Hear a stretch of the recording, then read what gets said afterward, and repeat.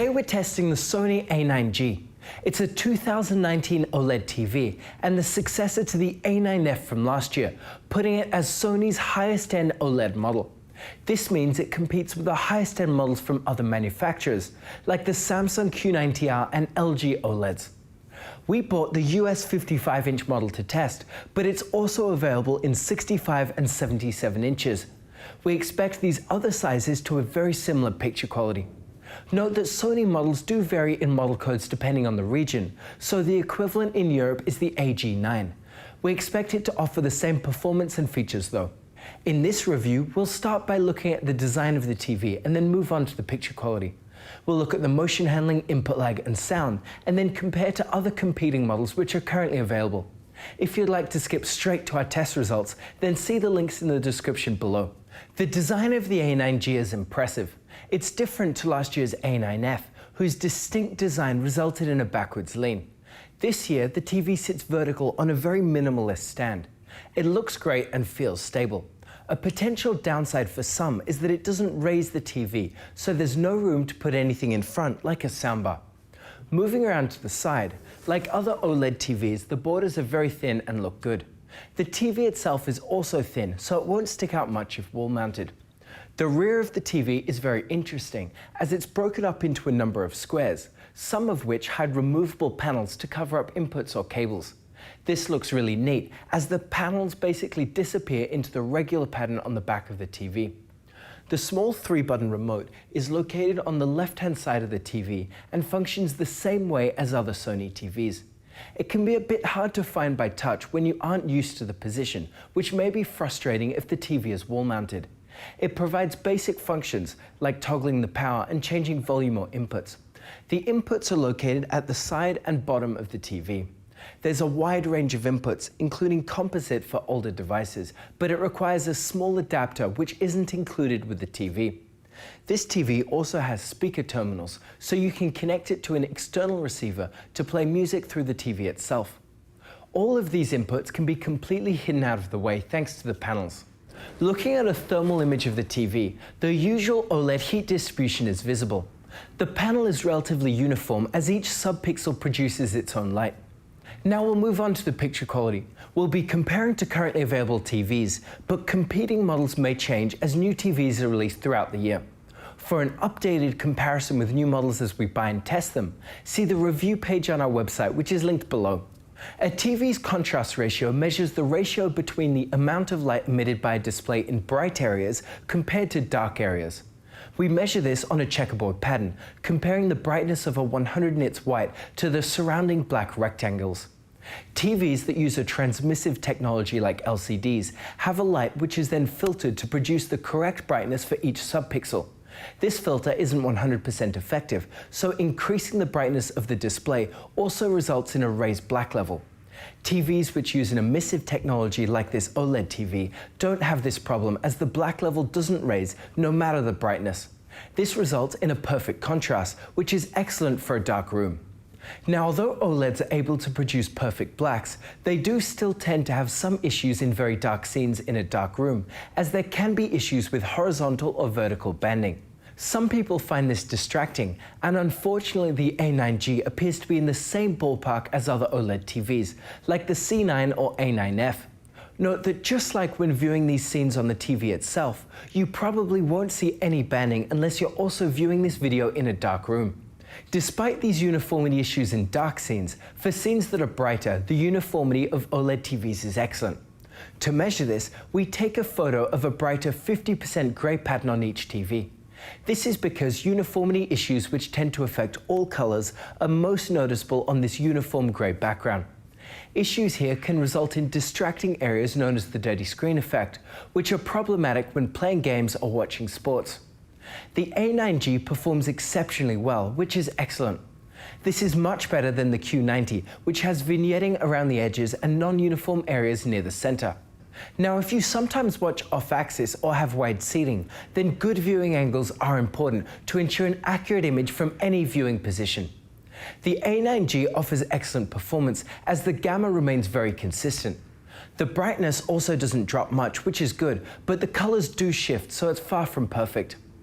All of these TVs perform well, as can be seen in the video. The Q90R has an optical layer to improve viewing angles, so check out our review videos linked below if you'd like to learn more. Now, if you've got a bright room, then good reflection handling is very important. The A9G offers almost exactly the same performance as other OLEDs, including the C9 and last year's A9F. It's excellent and does help to reduce the intensity of reflection significantly, but also results in a purple tint, which some people don't like.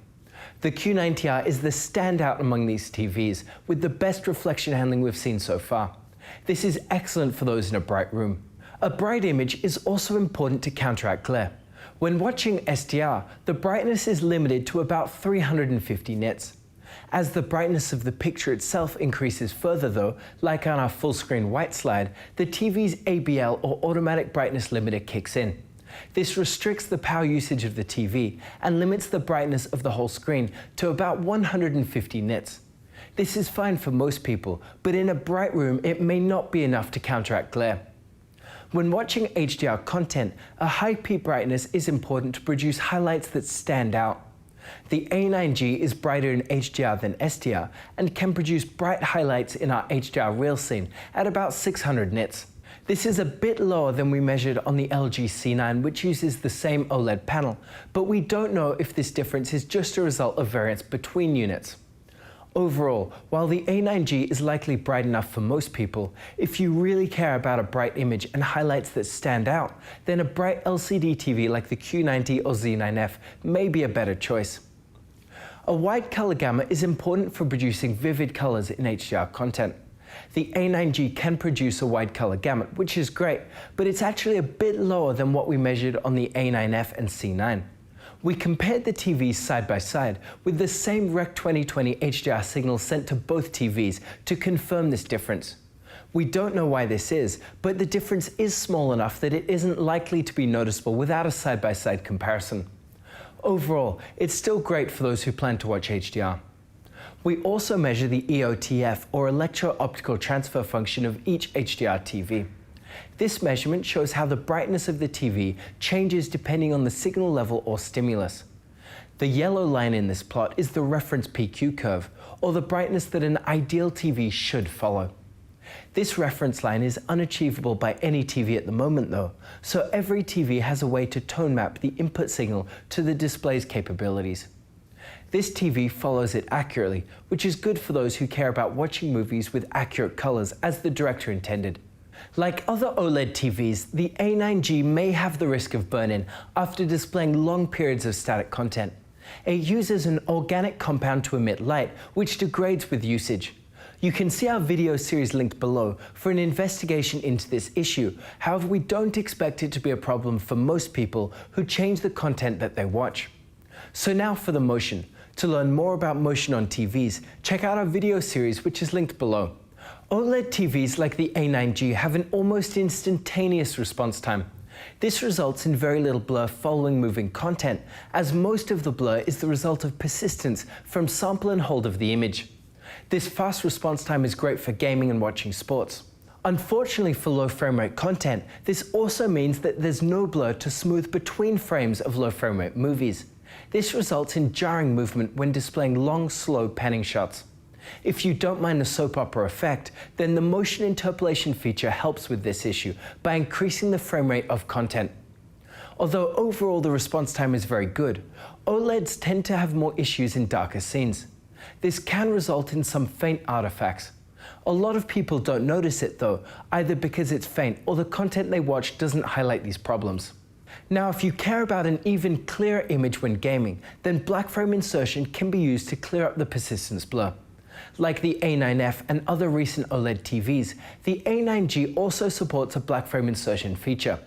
For 60Hz content, this displays each frame for half the duration with black frames in between. It works well to clear up persistence blur and is useful for gamers. Those sensitive to flicker might find it distracting, and it reduces the screen brightness significantly though, so it definitely isn't for everyone.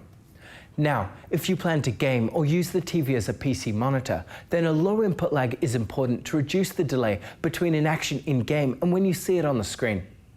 The input lag is low at about 27 milliseconds for 60Hz content, whether HDR or SDR.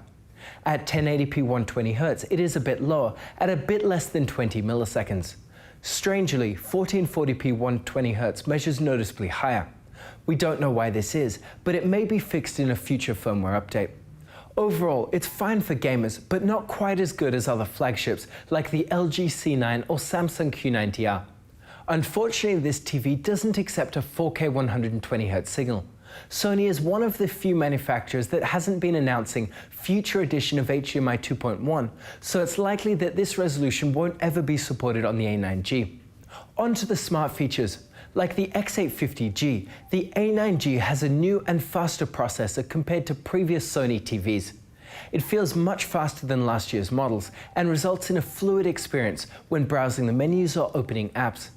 The remote has also been upgraded, and while it keeps many of the same buttons as previous Sony remotes, it does feel a bit more premium and more intuitive to use.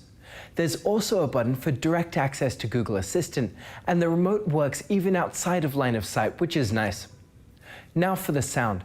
The A9G has drivers behind the screen, which is a feature designed to help with the sound direction.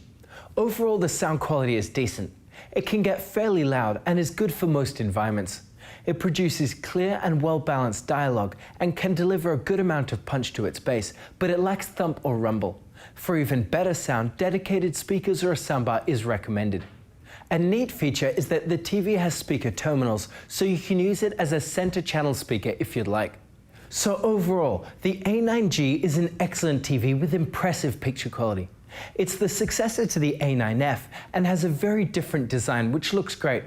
The overall performance is very similar though, and we don't know if the relatively few differences are a result of variance between individual units. Compared to the LG C9, the biggest difference is the cutting-edge features on the LG. It has lower input lag, which is great for gamers, and supports the HDMI 4 variable refresh rate for nearly tear-free gaming. The C9 also supports HDMI 2.1 for future-proofing, but we haven't tested this yet as no HDMI 2.1 sources are available. If you don't care about this, then both TVs have very similar overall picture quality, and they actually use the same LG panels. LCD TVs like the Q90R have different performance, so the best TV depends what you care about. The A9G can produce perfect blacks in a dark room and has excellent wide viewing angles. On the other hand, the Q90R can get much brighter, which is especially great in a bright room or with HDR content. It also has plenty of features to please gamers and has no risk of burn-in.